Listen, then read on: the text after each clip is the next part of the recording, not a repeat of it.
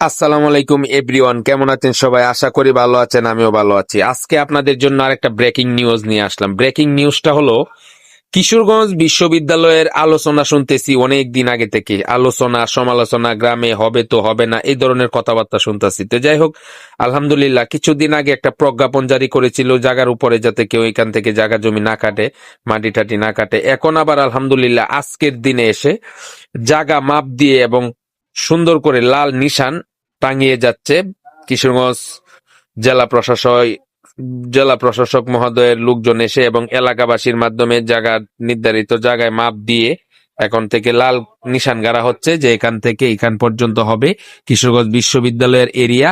তো আমি ওইখানে গিয়েছিলাম, গিয়ে তারপরে আপনাদেরকে ভিডিওটা দেওয়ার চেষ্টা করতেছি। আশা করি যদি ভালো লেগে থাকে তাহলে এটা সেভ করে রাখতে পারেন বা শেয়ার করে রাখতে পারেন, কেননা কিছুদিন পরে এই বিশ্ববিদ্যালয়ের জায়গাটা, যেটা বর্তমানে একটা প্রাকৃতিক দৃশ্য বা প্রাকৃতিক সৌন্দর্য আছে, এটা হয়তো কিছুদিন পরে দেখতে পারবেন না, কেননা বিশ্ববিদ্যালয় হওয়ার পরে এখানে শত শত বিল্ডিং উঠবে, তখন কেউ বিশ্বাসও করবে না জায়গাটা এরকম ছিল।